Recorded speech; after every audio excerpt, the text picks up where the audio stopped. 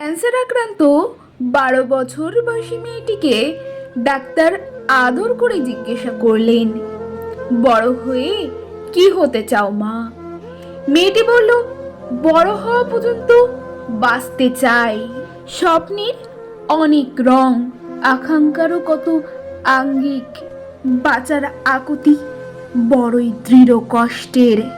হাতবিহীন মানুষটার স্বপ্নের কেন্দ্রবিন্দু যদি আমার হাত থাকতো, তাছাড়া লোকটার স্বাদ যদি একদিন চলতে পারতাম সবার মতোই, ঢের স্বপ্ন যদি একটা বারের জন্য দেখতে পারতাম, দুনিয়ার রং আর বোবার সব আকাঙ্ক্ষায় যদি একটু কথা বলতে পারলেই পূরণ হতো।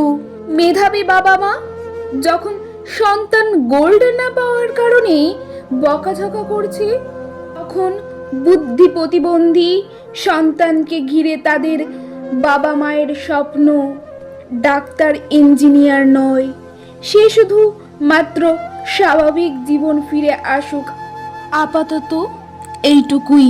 আইসিইউর ভেতরের মানুষটা একটা বার কাচের দরজার এই পাশে বেরোতে চায়।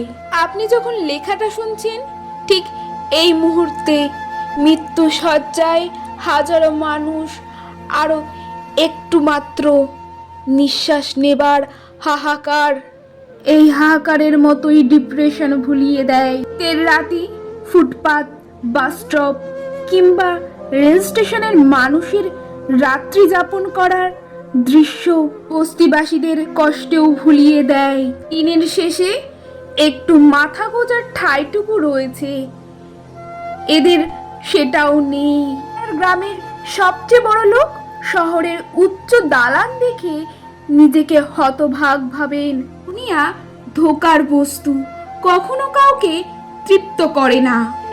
হাওয়াই মিঠাইয়ের মতো সৃষ্টিকর্তা আপনাকে এমন অনেক দিয়ে রেখেছেন যা অনেকের কাছে এখন স্বপ্ন। যে চোখ দিয়ে পড়ছেন, অনেকে সেই চোখের আলোই দেখেনি। তিনবেলা পেট পুড়ে খেয়ে ভালো জামা কাপড় পরে দুনিয়ায় চলতে পেরেছেন। সুস্থ থেকেও যদি আপনি বলেন ডিপ্রেশনে বেঁচে আছেন, তাহলে আপনি জেনে বুঝেই সৃষ্টিকর্তাকে দোষারোপ করছেন। আত্মহত্যা মহাপাপ মনে হয়। এই কারণেই কিন্তু সমস্যা এটাই, আমরা শুধু অন্যের সুখটাই দেখি, বোধহয় আমাদের আসল অসুখ।